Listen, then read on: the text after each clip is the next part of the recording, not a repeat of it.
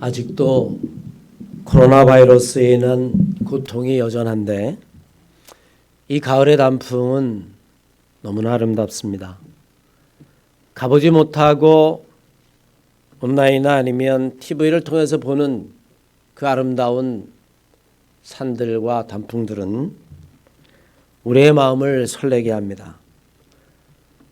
하지만 사람들이 당하는 삶의 어려움을 아는지 모르는지 산과 강의 아름다움이 때론 우리의 가슴을 아프게 합니다.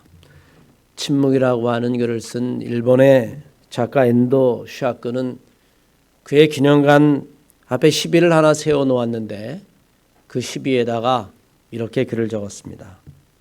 인간이 이토록 슬픈데 주여 바다는 너무나도 아름답습니다. 엔도 슈아크는 인간이 당하는 고통 속에서 하나님 무엇을 하시는가 라고 하는 질문을 붙잡고 끝까지 그의 모든 작품 속에서 자기의 이야기를 합니다.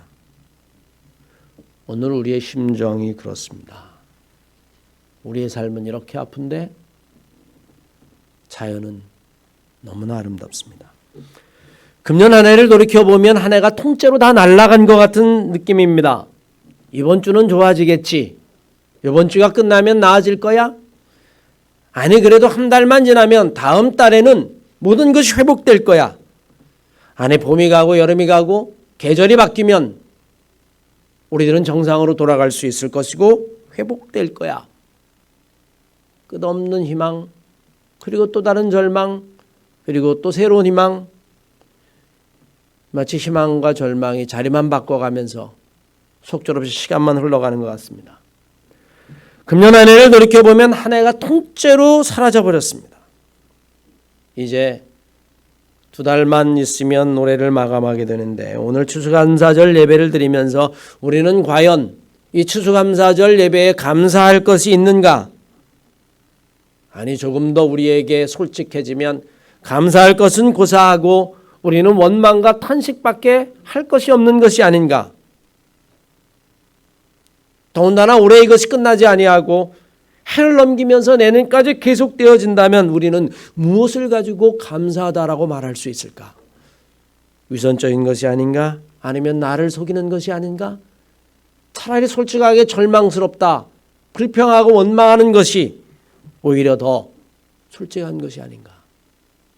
우리는 어디에서 진정한 감사의 삶을 살아갈 수 있을까?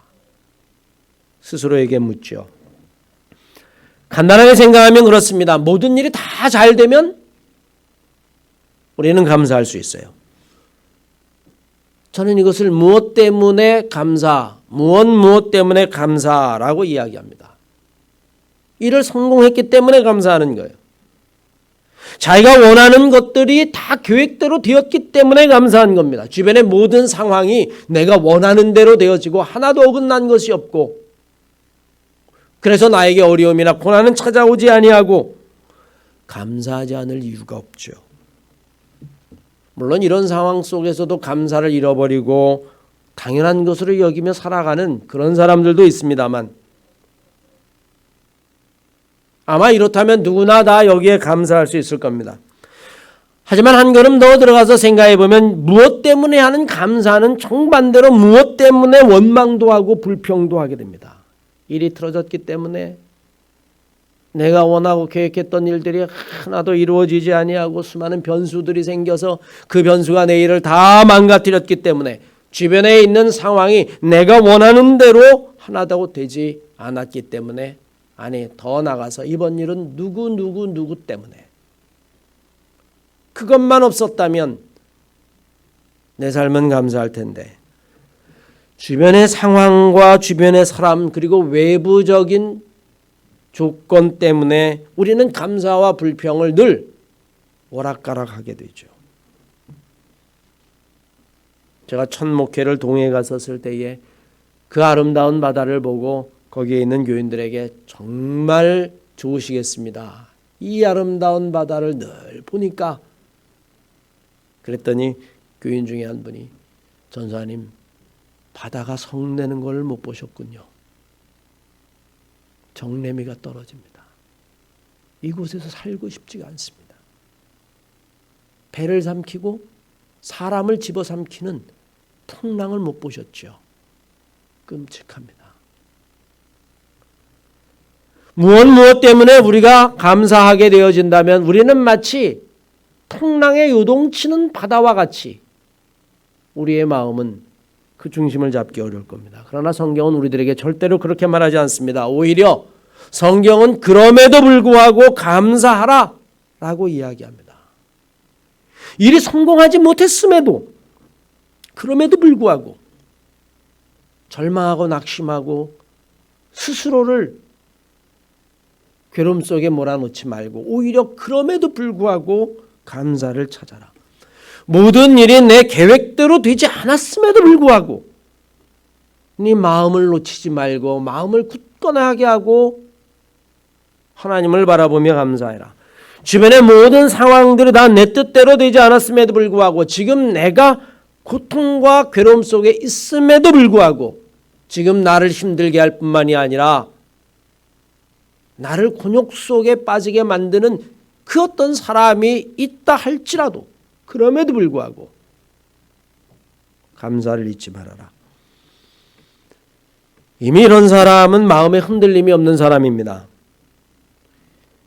시편 119편 71절 이하의 말씀에 의하면 시편 기자는 이렇게 이야기합니다. 내가 고난을 당했음에도 불구하고 내가 당하는 그 고난이 나를 힘들게 함에도 불구하고 오히려 하나님 이것이 나에게 유익이 되었습니다. 왜냐하면 내가 이것으로 말미암아 하나님이 내게 원하시는 것을 깨달았기 때문입니다. 사실 하나님을 모르는 사람들은 무엇 때문에 감사하게 되어집니다. 당연한 것이죠. 인지상정입니다. 그러나 우리는 하나님의 백성이에요. 우리는 하나님의 사람이란 말입니다. 우리는 그럼에도 불구하고 고난과 때로는 시련 가운데 있다 할지라도 내게 있는 모든 것들이 내가 원하는 대로 되지 않았음에도 불구하고 감사하는 사람이 되는 거죠. 물론 여러분 이렇게 감사할 수 있는 것이 저절로 되는 것은 결코 아닙니다. 그것은 내가 처한 환경이나 형편을 넘어서서 그 뒤에 있는 하나님에 대한 깊은 믿음이 있어야 될 뿐만이 아니라 더 나아가서는 이것은 끊임없는 영적인 훈련이 우리에게 필요합니다. 여러분 웨슬리는 분명히 이야기했어요. 구원은 순간이지만 성화는 영적인 훈련이다. 내가 예수를 믿고 구원받는 것은 한순간에 이루어지는 것이지만 정말 하나님이 원하는 삶을 살아가는 신성을 닮아가는 것, 하나님의 성품을 닮아가는 것은 절대로 순간에 이루어지는 것이 아니다. 그건 끊임없는 훈련, 영적인 깨달음, 그래야만 비로소 우리는 하나님의 성품을 닮아갈 수 있다라고 이야기합니다. 성경 말씀에도 보면 고난 가운데서도 오히려 하나님에게 기도한 사람들이 훨씬 많죠. 사무엘상 2장 이하의 말씀에 의하면 한나가 기도합니다.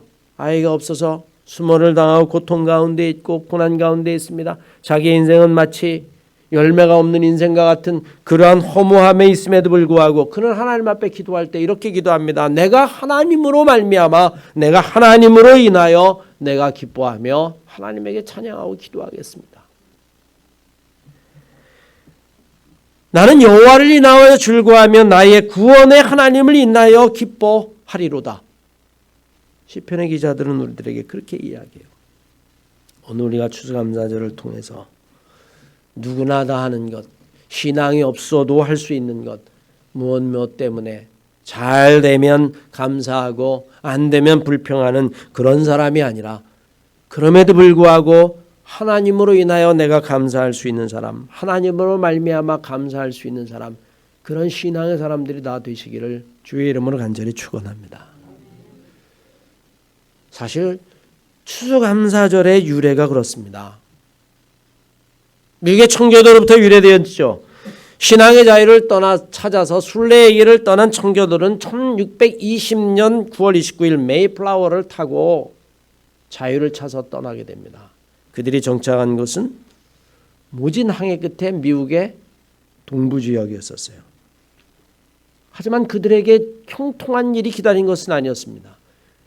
그들에게 좋고 아니면 편안한 일이 기다리는 건 아니었습니다. 모진 항해 끝에 도달한 그곳은 굶주림과 추위들.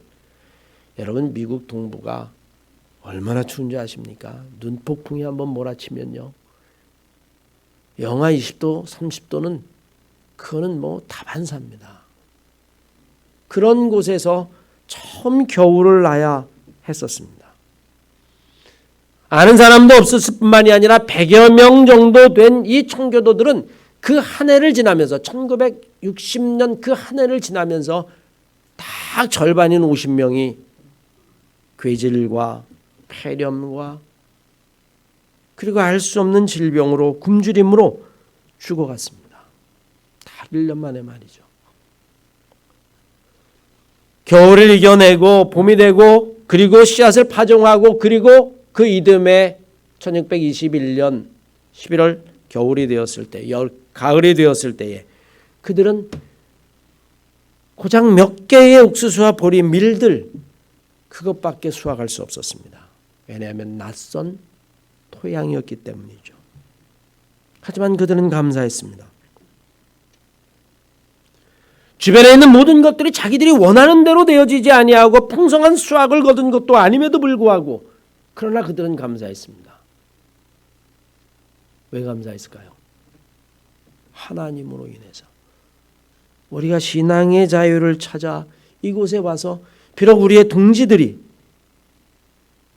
먼저 하나님 앞에 갔다 할지라도 그래도 우리가 살아있음에 감사하고 이곳에 정착했음에 있음에 감사하고 이곳에서 심은 곡식들이 첫 열매를 맺음을 감사하고 이것이 여러분 추수감사절의 시작이 되어지죠. 살아남은 청교도들의 심정을 생각해 보셨습니까? 아마 여러분 그들 가운데는 주변에게 주어진 자기에게 주어진 환경을 보았다면 후회했을 수도 있습니다. 아, 영국에서 편안히 살 걸, 신앙을 좀 접을 걸. 차라리 우리가 신앙의 자유를 접고 거기에 순응하면서 살아갈 걸. 이 낯선 곳에 와서 우리의 동지들을 잃어버리고 친구들을 잃어버리고 우리의 형제들을 다 잃어버리고 우리는 괜한 짓을 한 거야. 우리는 여기서 살아남을 수 없을지도 몰라. 아마 여러분 자기의 삶에 대한 원망도 후회도 할 수 있었을 겁니다. 그러나 그들은 자기의 선택을 후회하지 않았어요. 원망하지 않았습니다. 오히려 감사를 택했습니다. 그리고 이 감사의 예배가 미국의 기초를 놓게 되죠. 온갖 고난 속에서도 간신히 살아남은 그들이 하나님을 원망하거나 자기의 삶을 원망하지 아니하고 오히려 자기의 선택을 감사하고 하나님 앞에 감사했을 때에 여러분 한번 생각해 보십시오. 하나님이 그들을 얼마나 기뻐하셨을까? 너희들이 이런 절망의 순간에도 나를 원망하거나 불평하거나 후회로 돌아가지 아니하고 그래도 너희들이 감사하구나. 사실 여러분 미국의 역사의 가장 부흥기 전성기라고 이야기하면 영적으로는 이 청교도들이 뿌리를 내린 200년이죠. 지금 그곳은 여러분 감사를 모르는 땅이 되어버리고 말았습니다. 우리들이 감사를 잃어버린 공동체나 나라나 사회가 어떻게 되는지 우리는 지금 미국을 통해서 너무나 잘 목격하고 있는 거예요. 이스라엘 백성들도 마찬가지였습니다. 광야에서 그렇게 하나님의 은혜를 입었음에도 불구하고 그들은 감사하지 않았습니다. 오히려 불평했습니다. 오히려 원망했습니다. 먹을 것이 생기면 감사하는 것 같다가 또 굶주리면 원망하고 자기의 뜻대로 되면 감사하는 것 같다가 자기의 뜻대로 되지 않으면 또 원망하고 승리하는 것 같으면 감사했다가 여리고성을 말아보고는 오히려 모세와 여호수아를 원망하고 이제 우리는 예전으로 돌아가야 된다라고 이야기하고 결국 여러분 그들은 한 사람도 가나안 땅에 들어가지 못했습니다. 왜냐하면 하나님이 그들을 기쁘게 여기지 않았기 때문입니다. 그것을 생각해 본다면 청교도들이 얼마나 하나님에게 감사의 신앙을 가지고 있었는지 그리고 이 감사가 하나님을 얼마나 기쁘게 하는지를 깨닫는 것은 그렇게 어렵지 않습니다. 이미 여러분 성경은 분명히 이야기하죠. 오늘 본문 말씀 우리들에게 이렇게 말합니다. 감사로 예배를 드리는 자가 나를 영화롭게 한다. 그런 사람들은 환난 날에 나를 부르라.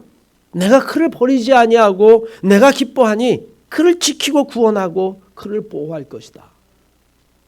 오늘의 말씀이 이 추수감사절을 맞이한 여러분들에게 또 금년 한 해를 다 잃어버린 것 같은 절망 가운데 있는 여러분과 저에게 하나님의 위로의 말씀이 되시기를 주의 이름으로 간절히 축원합니다.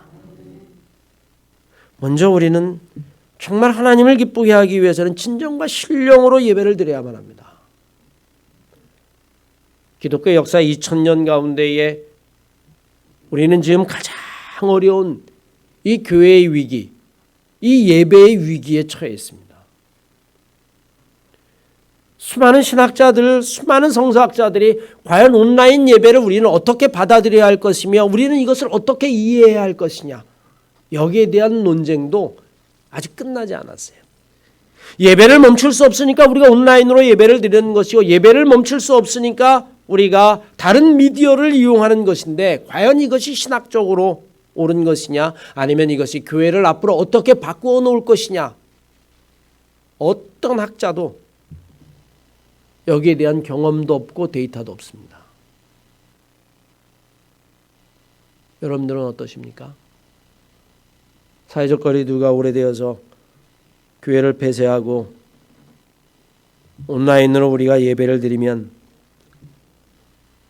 그것이 우리에게 어떤 감동이 있을까? 그거라도 드려야 하는가? 우리는 거기에 대한 판단도 우리는 채 마무리하지 못했습니다. 하지만 중요한 것이 있다면 우리들이 어떤 자리에 있던 어떤 모양으로 예배를 드리던 예배의 본질은 하나님에게 나를 드리는 데 있다라고 하는 사실을 우리는 결코 잊어서는 안 됩니다. 우리는 종종 이렇게 이야기하죠. 예배에서 내가 은혜를 받으면 그것이 예배의 최상이라고 이야기합니다. 찬양을 하고 그리고 감동적인 설교를 들으면 눈물을 흘리고 예배가 살아있다라고 이야기할 수 있을지 모르겠습니다. 물론 예배는 살아있습니다. 성경이 말하는 참 예배는 거기에 있지 않아요. 사실 어떨 때는 영화를 한 편 좋은 영화를 보면 아주 그냥 진한 가슴에 남습니다. 그런 영화들은요 5년 10년이 돼도 명화로 남아요. 그런데 여러분, 제가 5년 전에 설교한 설교 기억하십니까? 제가 그래서 13년을 설교하는데 여러분은 제가 한 설교 가운데 얼마나 기억할지 모르겠어요. 감동이라고 하는 건 시간이 지나면 마치 풍화작용에 의해서 약해지는 것처럼 우리의 감정과 감동도 서서히 약해지게 되어 있죠. 그리고 우리는 또 다른 감동을 찾을지 모릅니다. 감동만 찾다 보면은 우리의 예배가 심리적인 것에 머무른다라고 하는 비난을 피할 수 없습니다. 심리는 얼마든지 변할 수 있기 때문에. 말씀드리는 제가 동해 갔었을 때요, 바다가 얼마나 좋은지 그때는 새벽기도 나가서 바다를 보는 게 낙이었어요. 근데 딱 한 달 지나고 나니까 옆에 바다가 있어도 느낌이 없어요. 아무 느낌이 없어요. 거기서 사니까 말이에요. 여러분도 그런 경험하지 않습니까? 이 도시, 회색의 잿빛 도시에 살다가 바다 보면 얼마나 좋습니까? 딱 한 달만 살아보십시오. 아무 감동이 없습니다. 감동이란 그런 거예요. 그러면 그 다음에 새로운 것을 찾을 겁니다. 또 새로운 것을 찾고 새로운 것을 찾고 새로운 것을 찾고, 그러면 감동이 아니라 새로운 것만 찾아가는 것이 새로움이 감동인 것이 되고 마는 것이죠. 그게 인간의 감정의 약점입니다. 예배는 그것이라고 이야기하지 않습니다. 예배는 감동을 넘어서서 내가 하나님 앞에 드리는 겁니다. 내 몸을 드리는 것이죠. 그래서 로마서 12장 1절 말씀이 하면, 그러므로 형제들아 내가 하나님의 모든 자비하심으로 너희를 권하노니 너희의 몸을 하나님이 기뻐하시는 거룩한 산제사로 드리라. 내가 하나님에게 드려졌다라고 믿어지는 것, 그리고 그 예배 시간에 내가 하나님의 사람이 되었다라고 하는 결심들, 그게 진정과 신령의 예배라는 거예요. 아마 여러분 앞으로 예배는 어떤 형태가 될지 지금보다 더 다양한 형태의 예배가 될 수도 있습니다. 아니 여러분들은 침대에 누워서 아니면 이불에 누워서 조그만 핸드폰을 가지고 예배에 참석하게 될지도 모릅니다. 아무도 예측하지 못해요. 그러나 중요한 것 하나, 나는 내 몸이 하나님의 것인가, 내 삶이 하나님의 것인가, 내가 하나님에게 드려진 존재인가, 그것은 어떤 순간에도 잊지 마십시오. 하나님이 이것을 정말로 기뻐하시기 때문에 그렇습니다. 한 걸음 더 나아가서 감사로 드리는 예배를 하나님이 기뻐하신다라고 하는 사실입니다. 감사는 받은 은혜를 아는 사람만이 드릴 수 있는 최고의 기쁨입니다. 우리가 금년 안에 절망 가운데 있다면 왜 절망 가운데 있을까요? 금년 안에 하나님에게 받은 은혜가 기억나지 않는 거예요. 다 같이 모여서 예배하고 식사도 하고 좀 그랬더라면 한 해를 마치면서 오늘 좀 건강하게 올해 한 해를 잘 마칠 수 있었습니다. 이렇게 감사할 텐데 올해 아무것도 못했거든요. 하나님의 은혜가 마치 코로나에 갇혀버린 것 같은 그런 경험을 우리가 하게 되는 겁니다. 은혜를 기억하지 못하고 우리가 은혜를 찾아낼 수 없다면 우리는 감사도 찾아낼 수 없습니다. 사실 우리는 감사를 찾아낸다라고 하는 것이 영적인 순례의 길인데 우리가 그 길을 때로는 잃어버릴 때가 있어요. 여러분 우리의 기도를 생각해 보십시오. 우리의 기도를 가만히 돌이켜보면 우리의 기도는 우리가 얼마나 많은 것을 요구하는지 모릅니다. 저도 그래요. 엎드려서 기도할 때 제일 먼저 하는 게 뭐냐, 하나님 우리 교회 잘 짓게 해주세요. 하나님 어려움 없게 해주세요. 하나님 뭐 해주세요. 여러분들을 위해서 기도할 때도 마찬가지입니다. 하나님 암흑의 권사 수술했습니다. 병 고쳐주세요. 하나님 경제적으로 어렵답니다. 하나님 물질의 복 주세요. 사실 우리는 수많은 것들을 하나님에게 요구하죠. 왜? 내가 원하는 것들이 바로 그런 것들이고 그것은 우리의 일종의 필요 같은 것이니까 말이에요. 니드라고 이야기할까요? 왜? 이게 필요하니까 하나님에게 마치 어린아이가 부모에게 달라고 이야기하는 것처럼 우리는 여러분 그렇게 기도합니다. 그리고 그것이 응답되어지면 우리는 내 기도가 하나님에게 응답되었다라고 믿고 그리고 우리는 기뻐하고 감사하죠. 물론 우리의 신앙은 그 과정을 거쳐야만 합니다. 하지만 거기에만 머물러서는 안 됩니다. 이런 기도를 다 들어줘야만 하나님이 나의 산성이고 하나님이 나의 방패고 하나님이 나의 요새라고 생각한다면 하나님은 내 필요에 의한 존재가 되어지는 겁니다. 내가 주님을 위한 존재, 내가 하나님을 위한 존재가 아니라 하나님이 나를 위한 존재가 되는 거죠. 왜? 중심에 뭐가 있습니까? 내가 있기 때문입니다. 하나님 모든 걸 다 들어주셔야 하고 그러면 나는 하나님이 원하는 것을 들어주면 안 되나요? 내가 원하는 것을 하나님이 들어주신다면 얼마나 기쁠까? 얼마나 감사할까? 역지사지라고 이야기하죠. 돌이켜보면 하나님이 원하는 것을 내가 하면 하나님이 얼마나 기뻐할까? 하나님에게 감사라고 하는 표현은 어울리지 않겠습니다만 하나님이 얼마나 우리를 사랑하실까? 그런데 하나님이 우리에게 원하시는 것이 많이 있겠지만 그 모든 것을 다 하나로 모아보면 우리가 진정으로 감사함으로 하나님 앞에 예배하는 것이라고 하는 사실이에요. 그것은 마치 자녀가 부모에게 감사할 때에 부모가 자식에게 참 해준 것도 없어서 미안하고 남들만큼 그렇게 공부를 시키지도 또 물질적으로 후원하지도 못하고 그럼에도 불구하고 자식이 어머니 감사해요. 아버지 감사해요. 낳아주셔서 감사하고요. 너무나 당연한 것임에도 불구하고 내 아버지여서 감사하시고요. 내 어머니여서 감사해요. 여러분 부모가 정말 최고의 기쁨입니다. 그런데 역설적으로 해준 게 뭐가 있어? 남들만큼 가르쳤어. 남들만큼 물질적으로 후원했어. 남들만큼 잘라줬어. 여러분, 그 가슴이 얼마나 찢어지겠습니까? 우리가 하나님을 기쁘게 할 뿐만이 아니라 하나님에게 드릴 수 있는 최고의 영광은 바로 하나님 앞에 내 삶을 감사하는 것이라고 하는 사실입니다. 성숙한 신앙의 사람은 우리는 어떻게 하나님을 기쁘게 할까를 생각합니다. 그래야만 그곳으로부터 희생도 나오고 순교도 나오고 역사도 이어져 가기 때문입니다. 그래서 에베소서 5장 10절 이하의 말씀에 보면 이렇게 이야기하고 있어요. 주를 기쁘게 할 것이 무엇인지를 너희들이 한번 시험해 보라. 시험이라고 하는 표현은 개역이 그렇게 번역해서 그래요. 이건 다양하게 번역될 수 있습니다. 저 같으면 이렇게 번역하지 않고 정말 무엇이 하나님을 기쁘게 할 것인지 한번 찾아보아라. 그것을 찾아보아라. 이것도 해보고 저것도 해보고 그걸 시험이라고 번역했는데 무엇이 하나님을 정말 기쁘게 할지 무엇이겠습니까? 여러분이 하나님의 심정이 되어 보십시오. 여러분이 부모의 심정이 되어 보십시오. 결론은 하나입니다. 정말로 감사하는 사람이 하나님을 기쁘게 하는 거죠. 바라보는 여러분들이 그런 감사함으로 하나님에게 나아가시기를 주의 이름으로 간절히 축원합니다.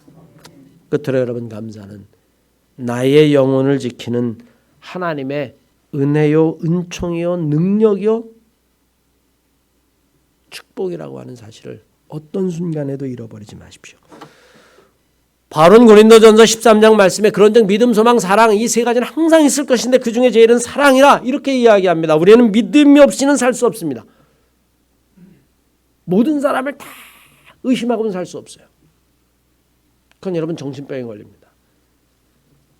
세상에 있는 모든 사람을 다 의심해도 딱 하나만은 믿어야 됩니다.